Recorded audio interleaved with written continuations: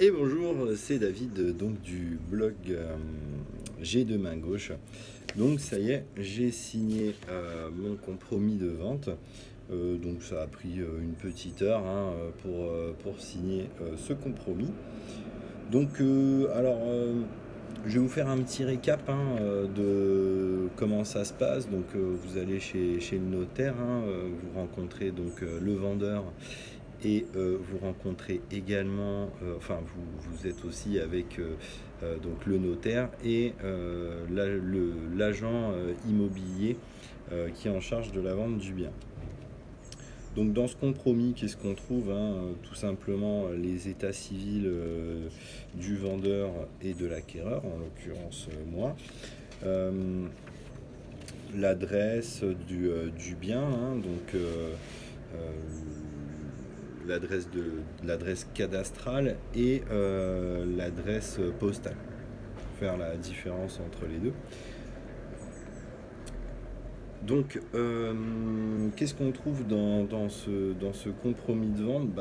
Tout un tas d'informations assez indigestes, il faut bien le dire, c'est quand même super indigeste et c'est vraiment du blabla de notaire, j'ai envie de dire. Mais bon, c'est la loi, il faut y faire vraiment attention. Alors il y a quelques petites choses auxquelles il faut faire attention. C'est vérifier que le montant correspond bien à celui que vous avez négocié. Parce que des fois ils se trompent, les notaires, voilà, ils tiennent pas compte de ce qui a été fait, ils font beaucoup d'actes de vente, ils font beaucoup de compromis, parce que pour qu'ils soient rentables, les notaires, ils ont besoin de faire signer beaucoup de compromis de vente. Et il faut qu'ils fassent signer aussi beaucoup d'actes de vente.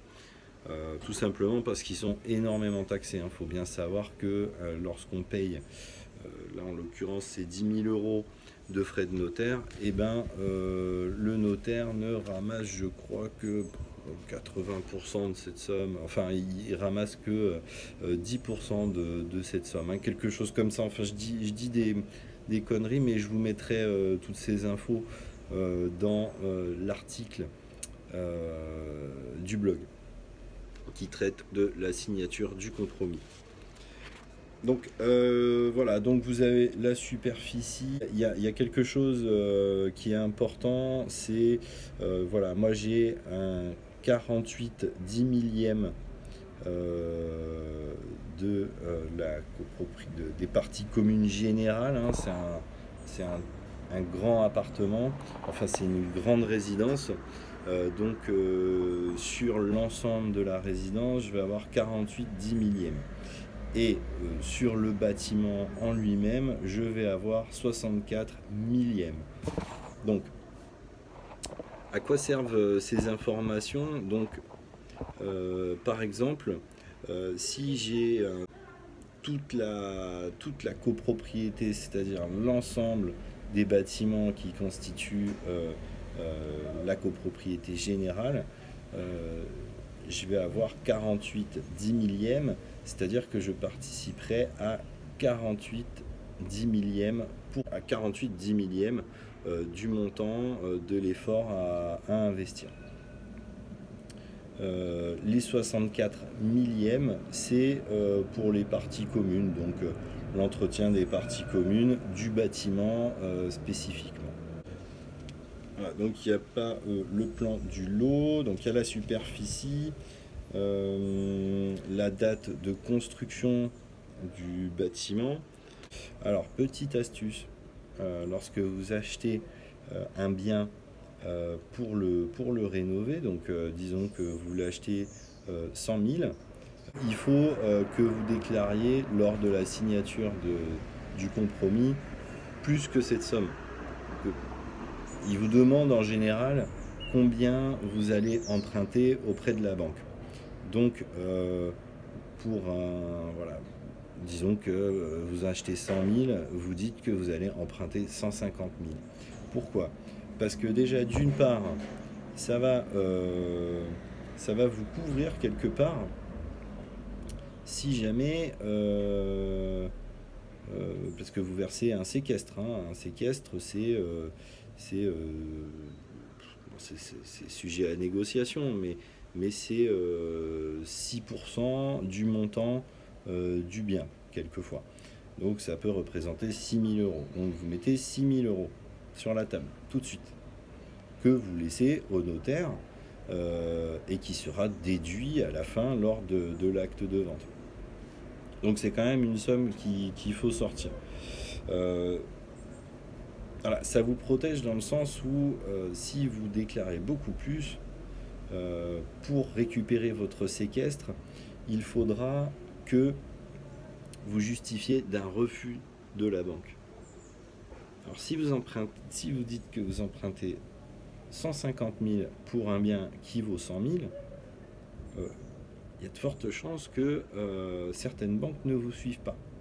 Donc, si vous choisissez de ne plus faire le projet ou quelque chose comme ça, vous pouvez très bien aller voir une banque, leur demander 150 000 euros sur 25 ans, dont 50 000 euros de travaux. Évidemment, ils vous diront non.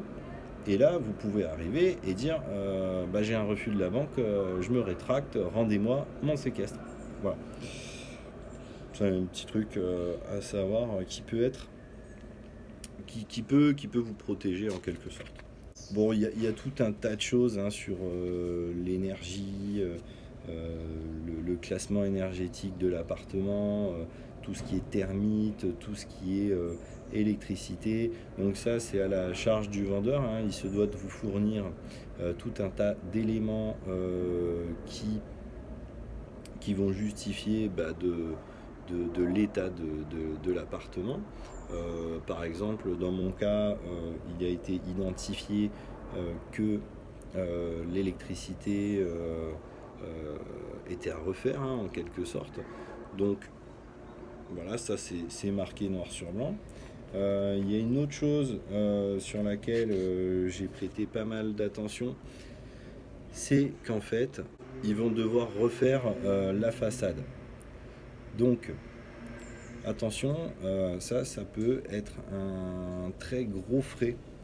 C'est-à-dire que là, il s'agit d'un appartement, d'un bâtiment qui a été construit dans les années 60. Et s'ils doivent refaire la façade, ça peut être très cher. Donc, il faut faire attention à ça, il faut le prévoir, il faut bien regarder les comptes rendus des assemblées générales des années précédentes.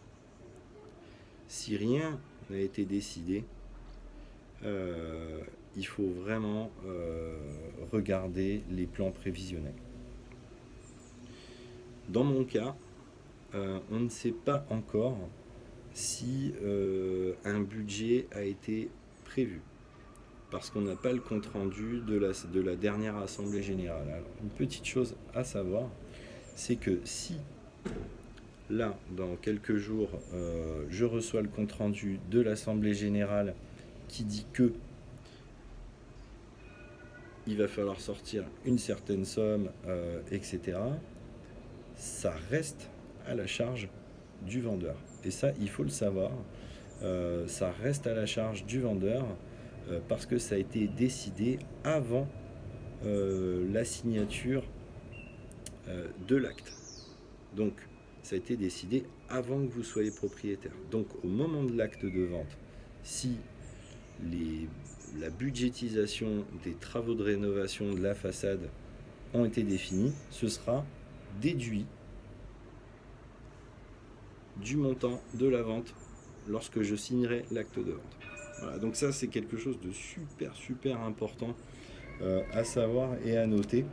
Donc voilà en gros un compromis de vente. Voilà, après vous paraphez toutes ces feuilles, ça prend 1 heure et donc là j'ai 60 jours pour fournir au notaire ainsi qu'au vendeur la preuve que j'ai bien